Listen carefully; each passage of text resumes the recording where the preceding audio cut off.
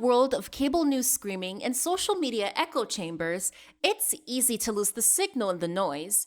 Every day, policy is debated, votes are cast, and your tax dollars are spent. We cut through the headlines to bring you the critical context you need, focusing on what's really going on in news and politics. Welcome to the Analytical Iowan Podcast. This is your daily dose of fact-driven politics. Let's analyze today's news. Here's Eric. And we are back here on the Analytical Iowan Podcast. It is Sunday, May 3rd, as I am recording this, and we got a lot to talk about because there's always a lot to talk about. Now, still fighting with Zoom, among other things, trying to get my content posted.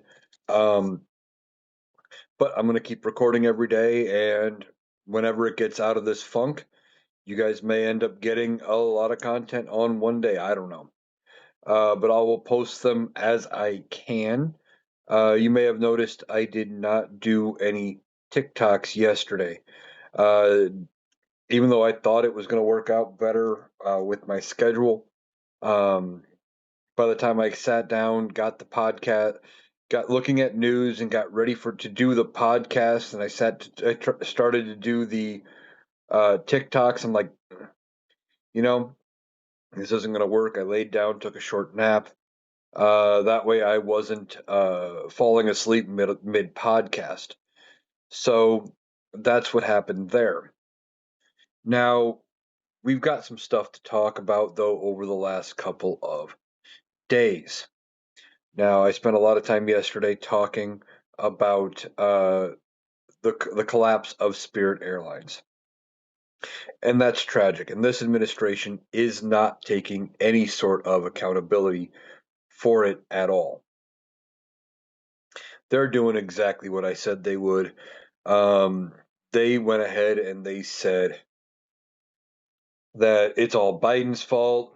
They're trying to blame him for not approving the JetBlue merger, but why didn't this administration go back and try to renegotiate that merger? They didn't. They just said it is what it is and moved on. So they're doing all of that. Now, we're going to keep an eye on this Spirit Airlines thing. There is a grassroots effort through private donations I've seen pop up that they are going to attempt to try to buy Spirit Airlines out of bankruptcy. Now, I don't know if they are going to be able to do this.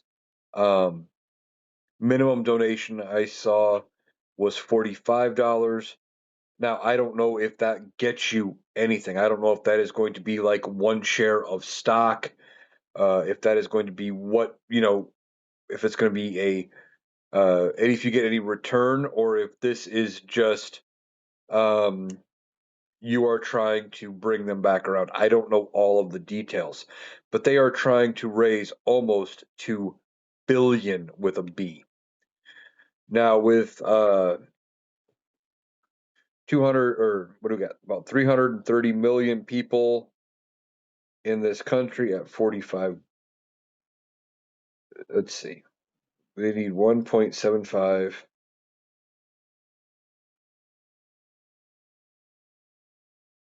billion, and they're asking for 45 dollars each. They would need about 39 million people to donate, and I don't know if they're going to get there. Now, you can obviously donate more.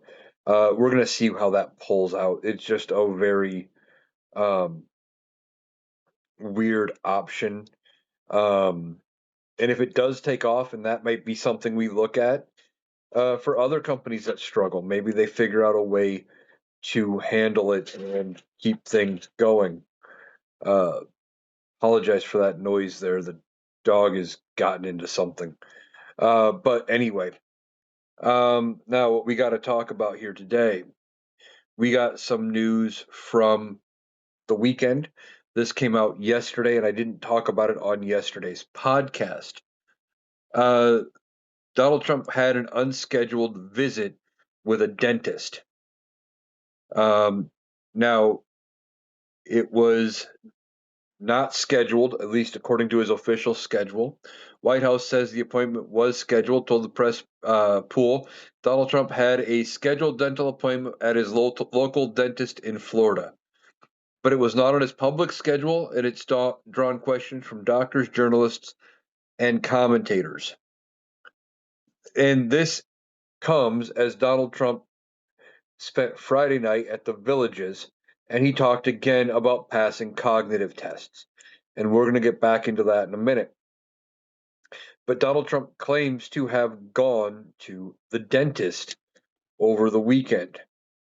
Except here's a problem with that. The White House, since the Herbert Hoover administration in the 1920s, has had dental services in the White House itself. There are facilities. There's a medical bay. There's a dentist bay. All of those things. If he needed dental care, this is why you never hear, typically, unless they are undergoing something major where they would have to be put under anesthesia or something, you never hear about the presidents going to dentists, right? They get in to office and they end up going ahead and they have the White House dentist take care of all their dental needs. Most presidents do not keep their private dentist from back home, including Donald Trump during his first term. We had never heard of Donald Trump in his first term going to see a dentist. And the only time we'd ever heard him going to the doctor was when he went for his physicals to Walter Reed. There's a lot of speculation that this was something else. This comes as he has had other mental health problems where he comes out, his words slur, he's appearing to sundown. He's almost looked like he was falling asleep, standing up, among other things. Donald Trump is not a well man. And he wants us to believe that everything's fine, everything's perfect, and that, he's never been in better shape. But that's just not true. That couldn't be further from the truth in all reality. So, is this dentist visit a cover? It could very well be. Now, he claimed that he went to the dentist. And this comes amid an unusual stretch, which Trump has spent a significant time publicly discussing his own cognitive abilities. Thursday, he declared that anyone running for president should be forced to take a cognitive exam prior to entering the race. And this is where his own cognition comes up to be questioned. He says, I took the exam during my 3 terms as president and aced it all 3 times, except he's only been president twice. He is in the middle of his second term. He is not eligible for a third term. No president since FDR has ever been eligible for a full third term. The closest would have been, I think, was Harry Truman. And Harry Truman, I don't think either he didn't run or he didn't win. And then they passed the 22nd Amendment. And then trying to remember, I think Ford might have been if he would have gotten reelected. He didn't. And then would it have been maybe LBJ? Let's see. No, yes, I think so. I think LBJ might have been. I just don't remember where in the term for JFK where his assassination took place. If it was with less than 2 years to go, I know LBJ. I think he did run for re-election. I think he won his own term, and he was gonna run for a third. Um, and then dropped out toward the end. But anyway, he says, I took the exam 3 times during my 3 terms as president, aced it 3 times, an achievement not that even on a single exam, according to the doctors, has rarely been done before. He wrote, that whole thing is dumb, okay? That whole thing is dumb. He talks about this cognitive exam like nobody could ever pass it, except we've gone over it before, and I do not still have it pulled up. But the Montreal Cognitive Assessment, he went on when he was at the Villages. He was talking about how, let's see if I have that pulled up. I was looking for it. I thought I had.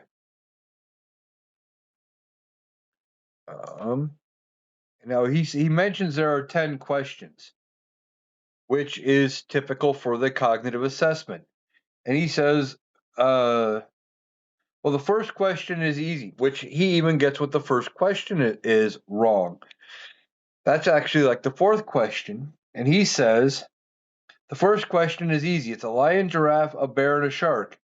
And they say, which one is the bear? That's not how they do the test. There's 4 or 3 animals typically listed there, and you're asked to identify them. He's not even remembering how he took the test right. It makes me question how well he actually did. He says there's a very standard test, but very tough around those last 10 questions. I'm in a room full of brilliant people, and a lot of you wouldn't have been able to answer those 10 questions. He gave an example of what was a tough question, saying, they say, take a number, any number. Okay, I'll take 99. Multiply it times 9. Okay, then divide by 3. Good. Add 4,293. That's good. Divide by 2, subtract 93, then divide by 9. And what's your answer? But he never actually gave an answer to that question. He just claimed wrongly that is what the test asked for. And that wasn't it. What the test typically does, and I've seen multiple variations where they give different numbers, okay? Sometimes it starts at 50, some at 60, some at 100, and almost always it says subtract 7. And see how many times they can subtract 7 from that number. That's it. That's the only math on this cognitive assessment. But he claims that he was doing this advanced calculus. But they don't even he never gave the room an answer when he was saying that. He continued to say, now they go a little slower than that, but not much. But there aren't a lot of people that get it right. I got it right. But no, it's a tough test, so I took it. Then everyone said, all right, good, he's smart, he's smart. Now that part's probably true, because they probably did tell him he got everything right and that he's smart, because that's how you deal with a narcissist. We've talked about it before. And I bring it up every time he brings up these cognitive tests. Why? Because it's important, okay?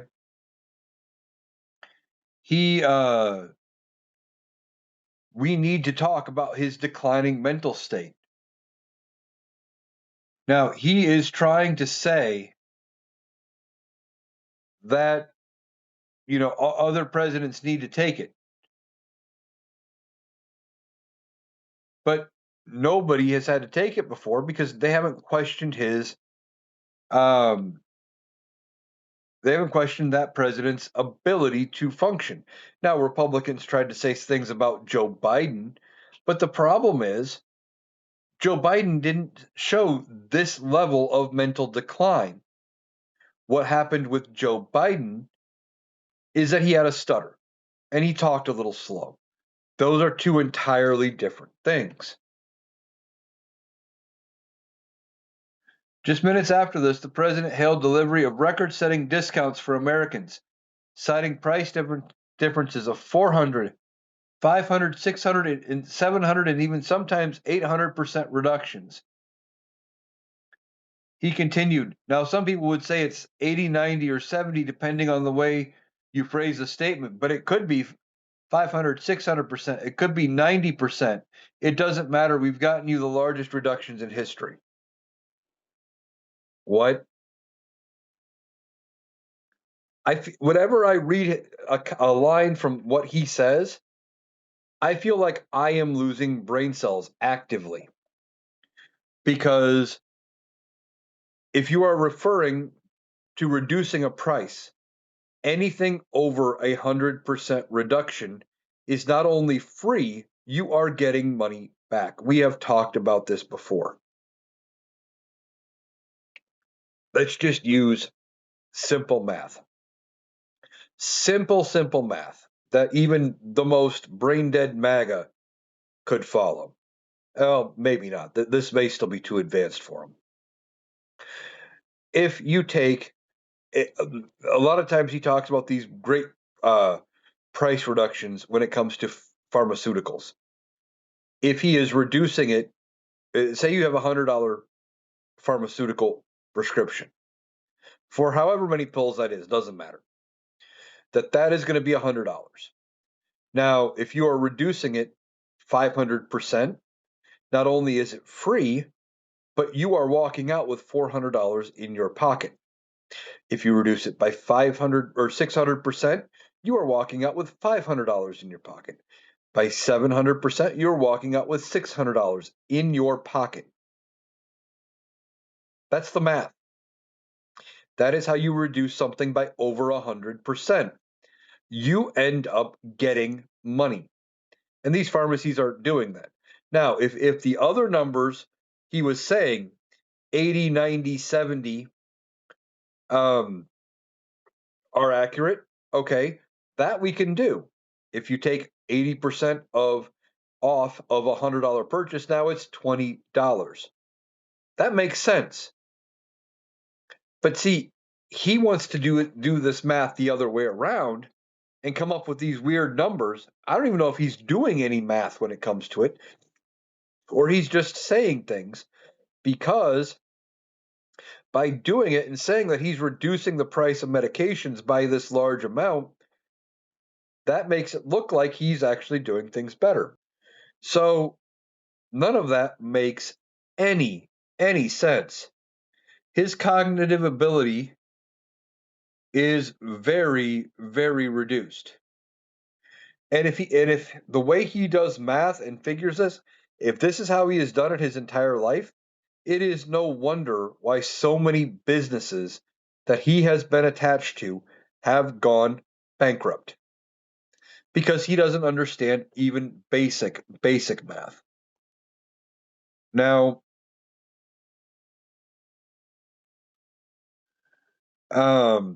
when he went with this whole thing with this dentist, though, it stirs a lot of questions about his own health.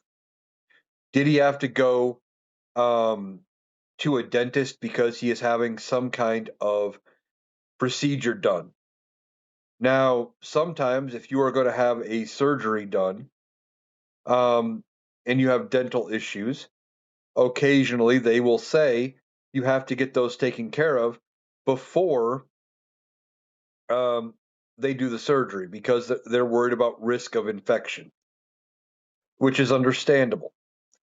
And some are wondering if he wasn't suffering some other kind of an issue where they were using the claim of going to this dentist as a excuse so he could be seen by a doctor somewhere. Maybe it was for the swelling in his feet, which we don't. He claims it's from chronic venous insufficiency, which causes swelling in the joints, but that's typically never a symptom by itself or a diagnosis by itself. Usually that is connected to something like heart failure or something like that. And we know his diet isn't very good. So this whole thing could be a cover for something bigger. And unfortunately, we may never know.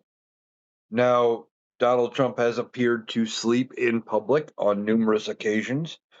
Um, this is not surprising for somebody who is battling dementia. And I feel confident claiming that he battles dementia because he reminds me a lot of my grandfather, who was a Alzheimer's patient. And I remember going to go visit my grandfather in the nursing home, and we'd be talking around him and stuff, and he couldn't help himself. His eyes would get heavy. He'd be out for 20, 30 minutes at a time. He'd come back around, we'd talk for a little bit more, and all of a sudden he'd be out again. Couldn't help it. And that's where Donald Trump is. He gets in these meetings, and when the topic isn't something he actively cares about, which isn't much, he cares about things involving him. He cares about um, things that make him money, and that's about it. That is typically all that happens, where that's all they can do to get his mind on it, right? That's all they can do is talk about him and try to uh, keep him focused, which is very hard. Now, I mentioned that they were at the Villages, Donald Trump was. And the Villages is a normally a Republican stronghold, but not when Donald Trump was there. They ended up coming out to protest Donald Trump, at least in uh, certain places, right? Like there's at least so many uh, uh, people that were out. I'm not sure what the percentage was compared to the population of the Villages, but there was a large protest out there by comparison to what you would have expected out of the Villages. Now, Donald Trump joked about the events of the White House Correspondents' Dinner and some other events recently. He said, "They want me to be in a secure place." I said, "What's more secure than the Villages?" Let's see. How about the White House? How about Camp David? For lack of anything better, how about your residence at Mar-a-Lago? But anyway, shows again how he's dumb. Uh, Now, there was quite a bit of support out there, but there was also some protesting, like I said.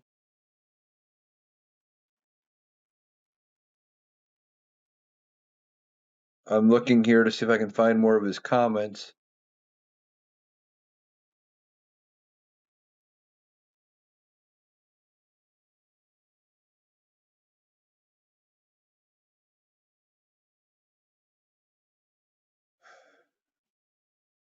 Now, this is talking about some of the people that went. This gal, she says, again, falsely of Iran, that Iran would have had the bomb. I believe that they were always saying death to America. Well, they weren't always saying it. In fact, we hadn't really heard a lot about that being said again until Donald Trump started to pick a fight with them, in part because we weren't in open hostilities to them. Also, one of the women in the crowd, same woman, says she's hoping it's temporary. Now, this is someone whose parents were alive during World War II. Says, "I understand people who were affected, but my parents were affected during World War II. Skipped her regular card game. Um, to go to the event." That she said, "They went without, so could we." She said, "Gas prices are going up for a good cause." Really, good cause. We had a deal in place to prevent Iran from getting access to a nuclear weapon. There was a deal. It was signed by Barack Obama and it was working. Donald Trump tore it up and never negotiated another deal. And now his attacks aren't working. The strait's still closed. Gas prices are going up, and it doesn't look to end any time soon. Now, he was talking about how the stock market's still up. Donald Trump said, "I'm surprised. I thought it would go down by 25%. I thought oil prices would be much higher than they are right now." So he was actually bragging, even though oil prices is up. So he continued to say, or no, this is Kilroy, who owns an insurance business in the villages and flies a Trump flag, says, "I think the war will be gone in 4 to 8 weeks. Everyone will forget it. Gas will go back down to like $2 a gallon. Midterms will be fine." I don't think so.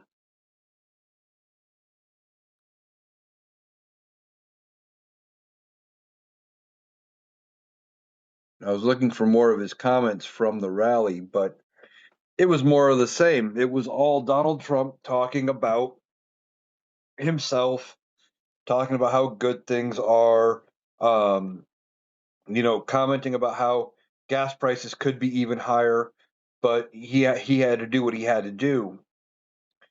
Here's the thing.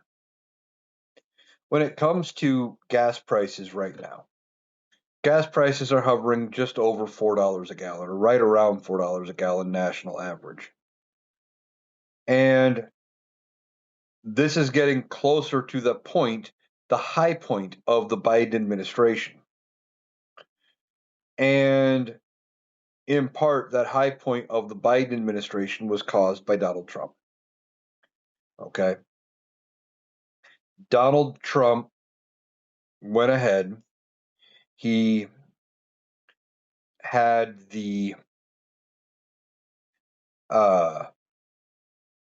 deal with OPEC nations to cut production, and he had his horrible response to COVID. Joe Biden had to deal with getting us out of COVID and then turning around and getting people back to work. And when people got back to work, oil production was still low. And as soon as that deal with OPEC was starting to come to a close, you had the launching of the war between Russia and Ukraine. And that hurt global oil prices and gas prices too.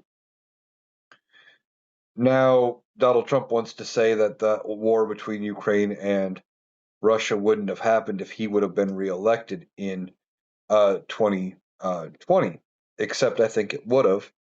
I think that is pretty much a guarantee that they would have ended up still having the war. Donald Trump said when he was running on the campaign that he would have ended the war. He could have ended it in 24 hours before he even got elected, or before he was even inaugurated after being elected. Well, uh, he was elected on, was it November 5th? Was it the 5th? November 5th or 6th, 2024. Here we are on May the 3rd, 2026, some 18 months later or so. And the war's still going on, no end in sight. And he doesn't have a plan to end it at all. None. He doesn't even know what to do to get out of it. But that's where he's at. He has to do and say something, so he's going to blame Joe Biden again because it's all he's got. It's all he's got is blaming Joe Biden. Okay. Now, I want to talk about this story here. And this comes from The Hill. I've been liking their stories lately. mostly just because they are pretty factual compared to some of them and having trouble believing and trusting some of the mainstream media. So, we've been dealing with the gutting of the Voting Rights Act and how certain states want to redraw their districts ahead of the elections that are this year to try to rig it in favor of the Republicans. And I've told you, I don't think that's going to matter. Not in the least. I think it's going to be ultimately an effort and for utility because I think that the Democrats are going to take the House by 30 to 50 seats, and the Senate could be in play. Well, President Trump went after House Minority Leader Hakeem Jeffries on Truth Social. He said, quote, Hakeem Jeffries, a low IQ individual, which he always accuses people of being low IQ because he gets that one a lot, and he thinks it works. And if he doesn't understand what people are saying, or because they're using words that he doesn't understand, he thinks that makes them dumb when the reverse is actually true. But he says Hakeem Jeffries, a low IQ individual, said our Supreme Court is illegitimate. After saying such a thing, isn't he subject to impeachment? I got impeached for a perfect phone call. When are you Republicans? Or where are you Republicans? Why not get it started? They'll be doing this to me, Trump said on Truth Social. Except, okay, do you know how much he talks about Hakeem Jeffries being low IQ? Donald Trump got a lot of shit wrong in that one post. First of all, impeachment does not apply to members of Congress, also does not apply to senators. They can vote to expel their own members, and we saw that almost happen to several this term. Eric Swalwell, Tony Gonzalez, that was a Democrat and a Republican, and I can't think of her name right now, the Democrat out of Florida who was up on corruption charges. There were going to be 3 votes potentially to toss members of Congress out this term. Never had to happen because the members resigned. That is how you deal with members of Congress. Congress polices their own. There is no impeachment for members of Congress. Now, anybody in Trump's cabinet, Trump himself, can be impeached. A Supreme Court justice, any federal judge can be impeached. But you can't impeach members of Congress. Now, he says he got impeached over a perfect phone call. First of all, that phone call was not perfect. Okay? He called up Zelensky in Ukraine and agreed or threatened to anyway to withhold money that had been appropriated by Congress for Ukraine if Zelensky didn't launch an investigation into Joe Biden. And he even said, well, you don't even have to really do it. Just say you're going to do it. We'll take it from there. It was all about getting favorable press. And Donald Trump says that's perfect. Here we are. We are, what, 6 years removed roughly from his first impeachment? And he will still not admit he did anything wrong, that everything he did was fine. Now, Jeffrey shot back, calling it Jeffrey's derangement syndrome. But I doubt anything happens to Hakeem Jeffries. Now, Donald Trump is pushing for it. He wants there to be something going on. See, this is typical Donald Trump. He wants action against his political enemies. He views Hakeem Jeffries as a political enemy. And he's worried, very worried, about when the Democrats take the House back in the midterms. And I say when, because as we've talked about before, I am convinced that the Democrats take the House in the midterms, despite Republican efforts. The question isn't, do the Democrats take the House of Representatives? It's only by how many seats. And what I'm thinking could happen here, I've been saying 30 to 50. Now, with some of their gerrymandering, maybe that changes the math to 20 to 40.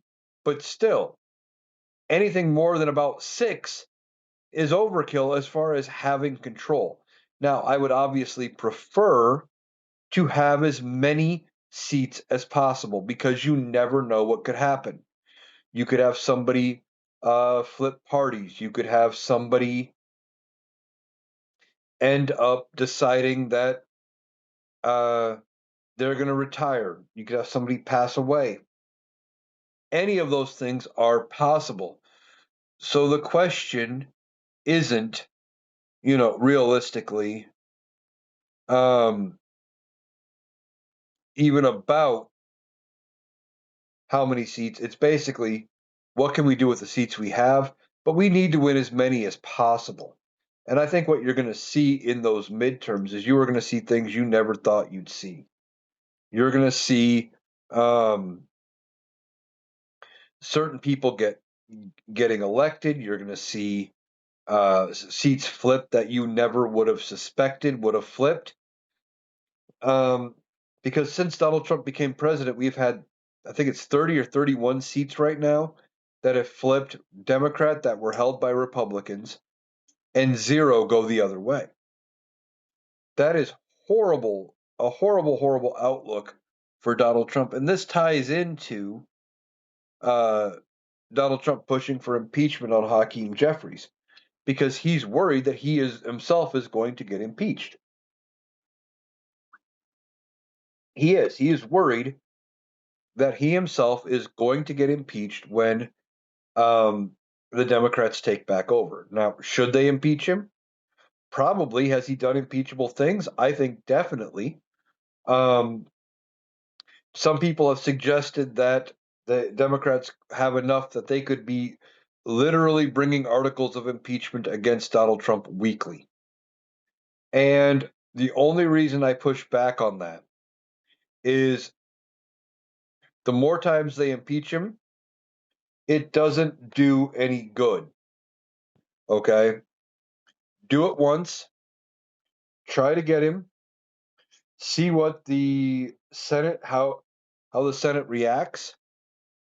Because I think you're going to see a different Senate here after the midterms when Donald Trump has now cost them their majority. I think that is going to affect everything. But they may be willing to move on Donald Trump because they're going to be looking toward 2028. But at the same point, if the Democrats are bringing articles of impeachment every week or every other week, the chances of getting any Republicans on board are going to be slim to none. And you're actually going to be playing right into Democrats' hands, or Republicans' hands, rather, when it comes to their messaging for the midterms. See, the Republican messaging is going to be Donald Trump, or I should say for 2028, the messaging is going to be rather, we need to support J.D. Vance and give him a favorable Congress because those damn evil Democrats didn't allow him to get anything accomplished. Here's the problem with that. By saying and doing that, they are setting themselves up for a loss. But if the Democrats go through and all they spend 2 years doing is trying to impeach Donald Trump and getting nothing accomplished, when the Republicans run this article saying, well, the Democrats wouldn't let JD get anything done. Look at all they tried to do. They impeached Donald Trump 57 times. You can only hit his reputation so many times before doing it starts to lose its meaning, right? So they need to be very careful with it. And maybe they need to piggyback off the private closed door meetings that I still think Republicans are having, trying to decide about whether or not to move on Donald Trump. All right, one of the last things I'm probably going to talk about here. Senator Tom Tillis, who is not running for re-election, so he has nothing to lose in the upcoming primaries, is coming out saying that he's open to not backing acting Attorney General Todd Blanche if he is nominated to the official post. Now, Donald Trump would still have to. Sorry about that. He would have to still nominate Todd Blanche. He can only be acting for so long before Congress has to step in. But this is all because of January 6th. Last month, Department of Justice under Blanche filed a motion to vacate seditious conspiracy convictions of members of the Oath Keepers and Proud Boys that took part of the attack. In a court filing for the District of Columbia, U.S. Attorney Janine Pirro and Assistant U.S. Attorneys Chris Ellen Kolb and Daniel Linares said the decision was made in the interests of justice, which is very weird phrasing. Very, very weird phrasing there.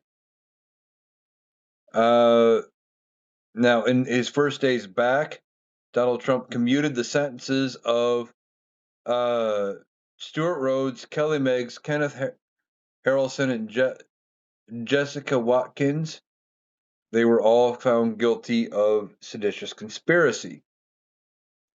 Tillis said on Sunday's CNN State of the Union that he has had positive interactions with Blanche, that his cooperation, or that his opposition to leniency for those who committed violence actions on January 6th is not a situational position. Tillis is a member of the Judiciary Committee. He refused to back the nominations of Ed Martin and Joe Kent to the U.S.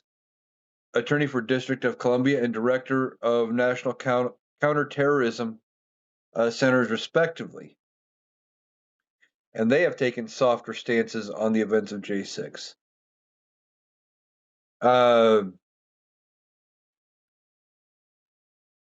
Tillis says, if I go back and I examine any nominee's record, Mr. Blanche just being one of them, then I'm going to make the same decision that I made with Ed Martin and Joe Kent. I'm not going to support the confirmation through the Judiciary Committee. I have allowed, what does it say? I have allowed some U.S. attorneys out in other states that my members have asked me to clear. The North Carolina Republican added, I would never allow them in the D.C. jurisdiction or in big DOJ. Trump has yet to nominate Blanche, who is currently running the DOJ since Donald Trump fired Attorney General Pam Bondi last month. On Meet the Press, Todd Blanche said that President Trump can ask me to do whatever he chooses and I'll happily do my job. But to Tillis condoning the violent actions of those at the Capitol is a non-starter. He said, it's very personal to me, Tillis said, for people who sat in the comfort of their living room and watched the events of January 6th. They weren't there. They weren't in the chamber. They didn't see the police officers that were injured. They didn't hear the damage. They didn't see the damage to the building. There is no excuse for this. These thugs that have injured police officers and anybody who condoned their behavior will not get my vote. And this is just another example of what I've been talking about. Tillis has nothing to lose. He is up for re-election, but not seeking re-election. So therefore, he's not answerable to the voter. He's got no reason to fear Donald Trump. And now he's saying Todd Blanche might not get out of the Judiciary Committee. And you're going to see more of this. You are going to see more of people like Todd Blanche Tom Tillis going after people like Blanche and saying, yeah, we're not going to support those kind of people anymore. It is just going to be the way it is.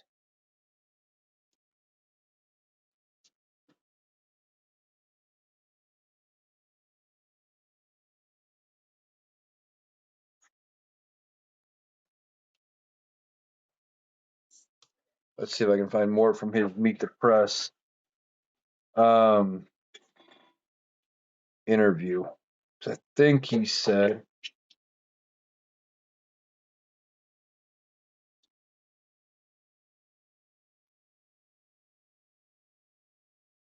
let's see, what does this say?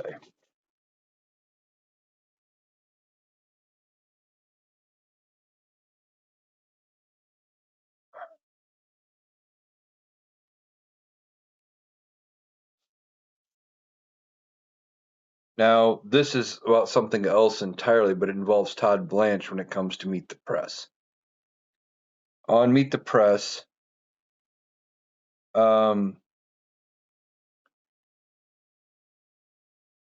basically, he said that, sorry about that, the dog was begging for attention, and I couldn't find the exact article I was looking for, but I found it. This is about the Comey indictment, but involving Todd Blanche. Acting U.S. Attorney Todd Blanche on Sunday defended new criminal charges filed against FBI head James Comey, insisting that the case was based on more than just an Instagram post for last year. Now, the DOJ had announced a 2-count felony indictment against Comey on Tuesday, saying that the seashells on a beach arranged information say 8647. 86 is a long-standing shorthand for getting rid of something. In fact, one of the shows I've always loved ever since I was a kid was a spy spoof from the 60s, Get Smart. And the main character, Maxwell Smart, his code number was 86 to get rid of. His whole thing was to get rid of the opposition intelligence group, which was called Chaos. But it doesn't necessarily mean to eliminate and to kill. But now Comey has deleted it and said that he didn't know it meant and condemned violence. But the whole thing is Donald Trump trying to get after Comey, who he doesn't like. And Blanche said, rest assured, it is not just about the Instagram post that leads somebody to get indicted. You prove intent with witnesses, you prove intent with documents, with materials. At trial, a public trial that will be open to the public, even in this country, we will know exactly what evidence. That's what the host said. Hold on, I'm getting ahead of myself. When pressed by Kristen Welker, what additional evidence there might be, Blanche declined to say. Oh, he did say, at trial, a public trial that will be open to the public, everybody in this country will know exactly what evidence the government has against Mr. Comey. Blanche said, is said to want to be named permanent attorney general and has moved aggressively ahead with cases targeting Donald Trump's political rivals in just 1 month since he replaced Pam Bondi. And we were talking about Tom Tillis saying he would block him.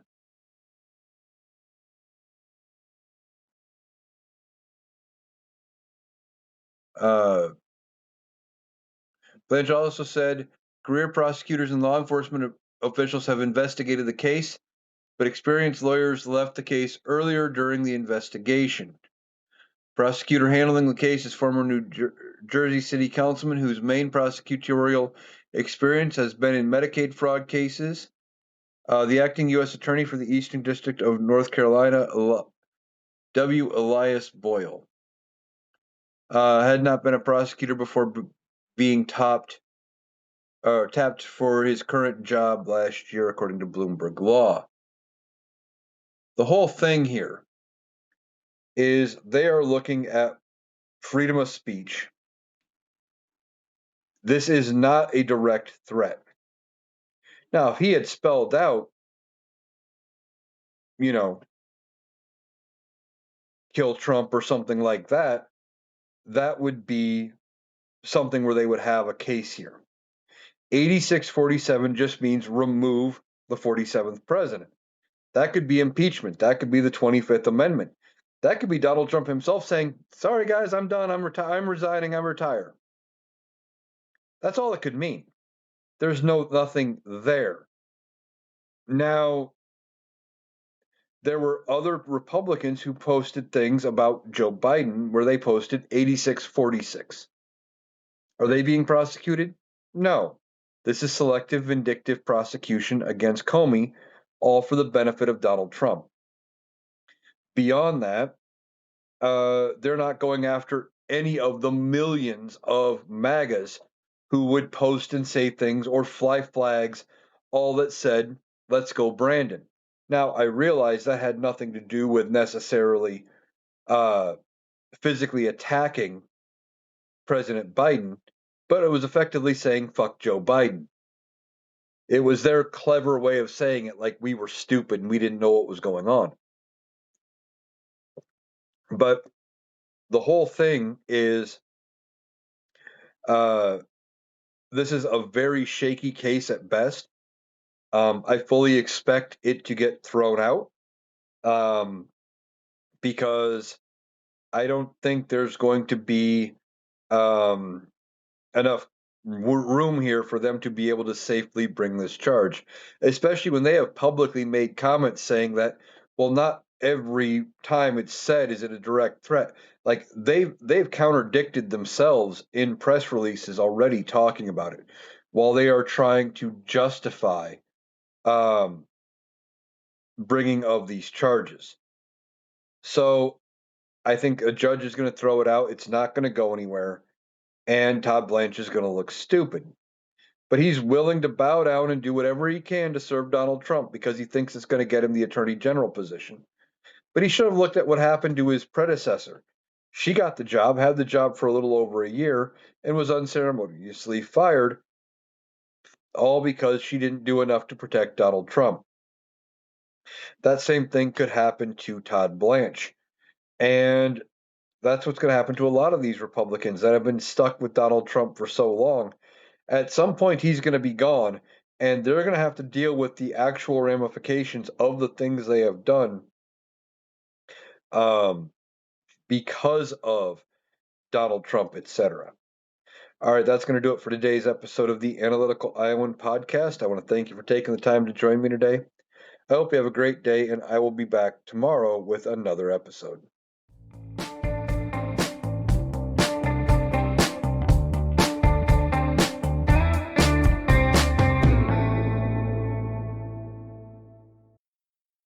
That was Eric.